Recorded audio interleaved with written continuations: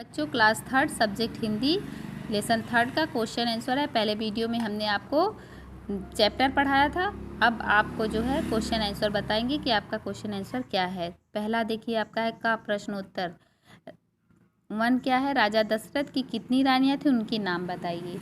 राजा दशरथ की 3 रानियां थी, कौशल्या, सुमित्रा और कैकेयी। दूसरा, राजा दशरथ के पुत्रों का नाम बताइए और कौन किस रानी के पुत्र थे यह भी स्पष्ट कीजिए। राजा दशरथ के 4 पुत्र राम, लक्ष्मण, भरत, शत्रुघ्न थे। राम कौशल्या के, लक्ष्मण और शत्रुघ्न सुमित्रा के तथा भरत कैकेयी के पुत्र थे। राजा दशरथ कैसे पुत्र पाकर धन्य हो गए। राजा दशरथ संस्कारी पुत्र पाकर धन्य हो गए। अब चौथा आपका है, राजा दशरथ ने गुरु वशिष्ठ को बुलाकर क्या कहा। राजा दशरथ ने गुरु वशिष्ठ को बुलाकर कहा, अब मैं बूढ़ा हो गया, शासन व्यवस्था को संभालने की पहले जैसी शक्ति अब मुझ में नहीं है। राम गुणी होने के साथ साथ प्रजा के चहेते भी हैं। यदि आपकी अनुमति हो तो मैं राम को युवराज बनाकर राज्यभार उनके कंधों पर डाल दूं। ये आपका जो है क्वेश्चन चौथे का आंसर है। अब 5वें का क्या है, राम के अभिषेक के लिए किस प्रकार की तैयारियां की गईं। राम के अभिषेक के लिए देव मंदिरों, बाजारों एवं राजमार्गों को खूब सजाया गया। ऊंचे ऊंचे स्तंभ गाड़े गए और उन पर रंग बिरंगे ध्वज फहराए गए। चारों तरफ प्रसन्नता का वातावरण था। ये आपका जो है 5वें का है। अब 6वें का, मंथरा कौन थी, उसने रानी कैकेयी को किस प्रकार भड़काया। मंथरा कैकेयी की दासी थी। उसने रानी को भड़काते हुए कहा, तुम्हें अपने भविष्य की बिल्कुल चिंता नहीं है। अगर राम का अभिषेक हो गया तो कितना बड़ा अनर्थ हो जाएगा। तुम्हें और भरत को कोई नहीं पूछेगा। तुम्हें दासी और भरत को सेवक बनकर रहना पड़ेगा। ये क्वेश्चन 6 का आपका आंसर था। अब 7 का देखिए क्या है, कैकेयी ने राजा दशरथ से कौन से 2 वरदान मांगे। उत्तर है, पहला वरदान था राम को 14 वर्ष का वनवास और दूसरा वरदान था भरत को राजगद्दी।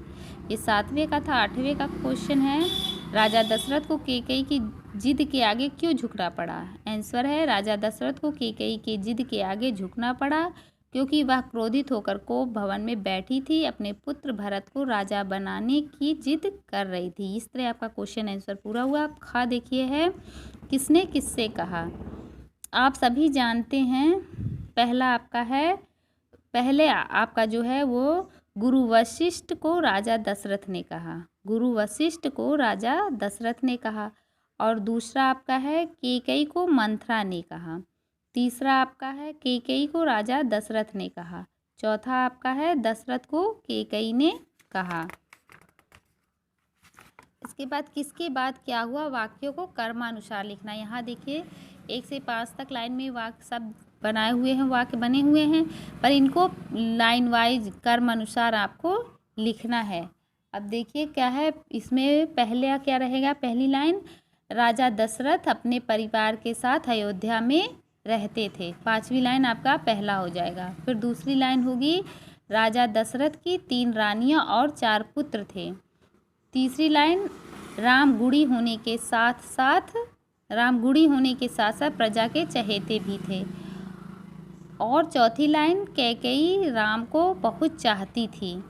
5वीं लाइन आपका, आज मैं अपने 2 वरदान मांगती हूँ। इस तरह आपका क्वेश्चन आंसर पूरा हुआ। भाषा ज्ञान में देखिए, उचित स्थान पर आपको विराम लगाना है।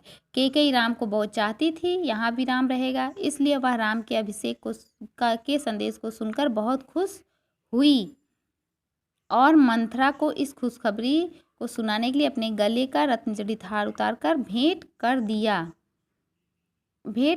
यहाँ दिया पे आपको लगाना है विराम चिन्ह। मंथरा ने हार फेंक कर कहा, रानी तुम बहुत भोली हो, तुम्हें अपने भविष्य की बिल्कुल भी चिंता नहीं है। यहाँ आपको जो है चिन्ह लगाना है। यहाँ कहा, यहाँ बीच में ऐसे लाइन लगानी है आपको, इसको अंडरलाइन करना है। चिंता नहीं है यहाँ तक। और यहाँ हा है जो है, यहाँ पे आपको विराम लगाना है। राम का अभिषेक हो गया तो कितना बड़ा अनर्थ हो जाएगा। अब खा है आपका, देखिए वरदान। यहाँ 2 वाक्य लिखने हैं। पहला आपको लिखना है कैकेयी ने राजा दशरथ से 2 वरदान मांगे। दूसरा कैकेयी के वरदान सुनकर राजा दशरथ चिंतित हो गए, 2 वर्ड बन गए। फिर आपका राजा है, प्रजा अपने राजा से संतुष्ट थी। दूसरा अकबर एक न्यायप्रिय राजा थे। और इसको आपको खुद करना है, बिंदुओं से मिलाकर इसमें आपको कलर भरने हैं।